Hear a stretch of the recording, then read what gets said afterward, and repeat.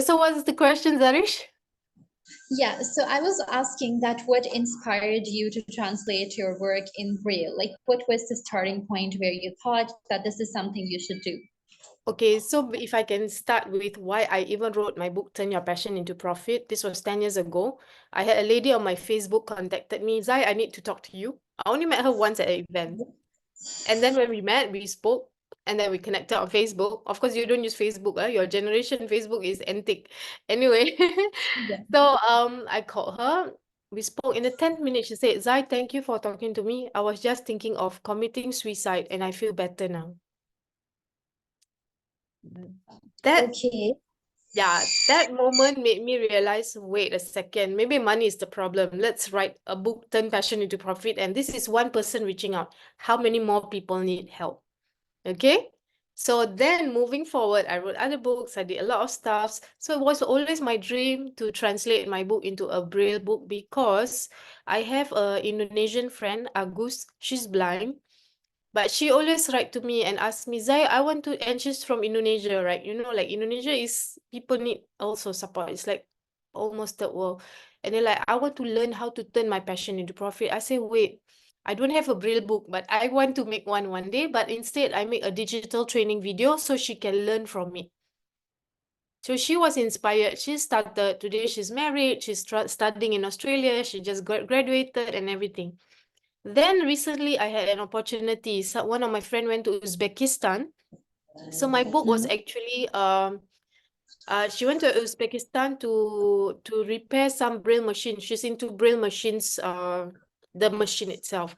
So they are learning English. And these kids are between 12 to 18 years old. And they don't have English motivational book. And they are visually impaired and blind.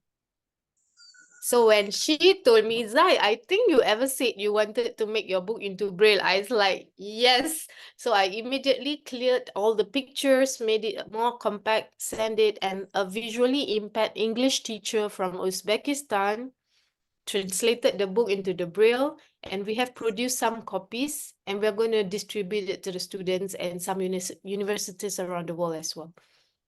Well, that's great. That sounds like it was your passion and also a mixture of your empathy because you have friends and then you want to help them out, and that is how you started this project. So tell me a bit about the topics that you have covered in your book. Like as you just mentioned that there was this foundational English thing. So when it comes to your book, what are the key areas that you are covering? And So is it related? for Yeah, please continue. truly what? Sorry?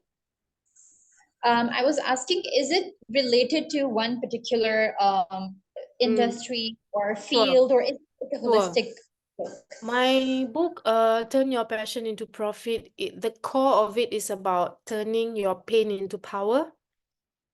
Because in 2005, I broke my spine. I have 8 screws, 2 metal rods on my back, and doctors said I have to learn, I will not be able to walk anymore. But I was certain I wanted to be alive. I wanted to be okay again because I wanted to care for my mom.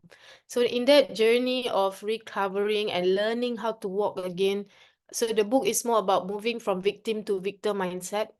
So it's very general, but more importantly, it is how I've turned a lot of my hobbies into money. My henna business brought to Japan, and then I started hijab business, so it's an online business, and then now doing this motivational training consultancy. So I think more than just entrepreneurship, more on survival, how to step up. I think it's also a lot of leadership, inner resilience, confidence, and bring more power to the world. Yeah. Well, that's great. So if we talk about this particular podcast that we are trying to do together, what are the objectives that you look for? Because we have some projects related to Braille signage, and we do believe that places need to be more inclusive. There needs to Yeah. be better social awareness for people and for public spaces in general. So, Sure. what is that you think we could, bring it all I together think, and sure. For your company, I think you do mostly braille signages. Is that what you guys focus on? So basically, we are in the business of signage and wayfinding solution, and we are system integrators as well. So Braille signage also comes under our domain. Like this is one of the Awesome. things that we do. Yeah, Okay. we do it From what, holistically, so particularly. yeah, from what I hear and I understand, I mean, correct me if I'm wrong, I think the message of inclusion and giving Yeah, everyone the equal opportunity is something that we can talk about. So we can start with like why I created my book and why, you know, it's about, because at the end of the day, we are all one soul made by one hand. yeah.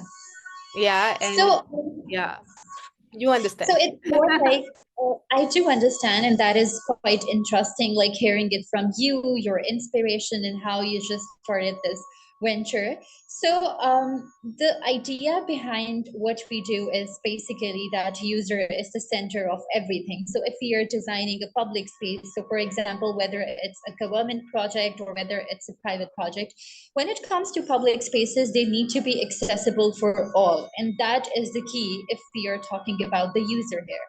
So when it comes to signage and wayfinding solution, if it's not actually helping the real user out there, then what's the purpose behind the design? So this is our philosophy, which we try to integrate in whatever we do, like how to make it more inclusive rather than making it exclusive. That okay, we are just doing what looks Yeah, good, what feels good. yeah. No, we have to make it functional User. as well as purposeful. I love the message because it's I love this because even with my books, one of my reader who my first like 10 like really 10 years ago, she just connected with me on Zoom call this week, and she's like, you know, Zai, I've read many books, but you taught step-by-step actions how to make an impact, how to do something impactful. It's not just the aesthetic, like, hey, I'm the author. No, I want when I do something, I want to affect change. And Yeah. inshallah, we are planning to visit Kenya in March for our CSR works to talk about the books. To it's a step up book tour. So economic empowerment to give people opportunities. And I just heard this last night. People in Kenya, not Kenya, I think the world today is so fragile, and people are extra vulnerable. So when people lose their job, they think it's the end of the world. When something happens, they commit suicide. And this was from a lady in Kenya in HR who said this to me, and she's like, people need to hear your voice and your story. Like, it will help them so much. And I'm like, bring it on, let's do this. So, inshallah, we'll Yeah, be that's, going to Kenya. It's a dream. that's So, I think it's very amazing. important. Yeah, it's important to do something to live your dreams and to leave a legacy. Because I think that's the real reason why we are all here on Earth for. Yeah. So, like we have touched upon this topic, so there was another project, very interesting project that we did. We couldn't reveal the name of the client because it was a big name, but we Okay, posted one a second. I am yeah, just going to pause the recording because I love what we spoke about earlier. For those of you yeah, who are inspired, get to know Zarish. She's doing amazing works. Just ask me and I'll send you the links. So for those of you who want to step up, turn your dreams into reality, turn your passion into profit, turn your pain into power, do reach out to us and enjoy this video. Take care, stay yeah. blessed. Thank you, Zarin. I'm just going to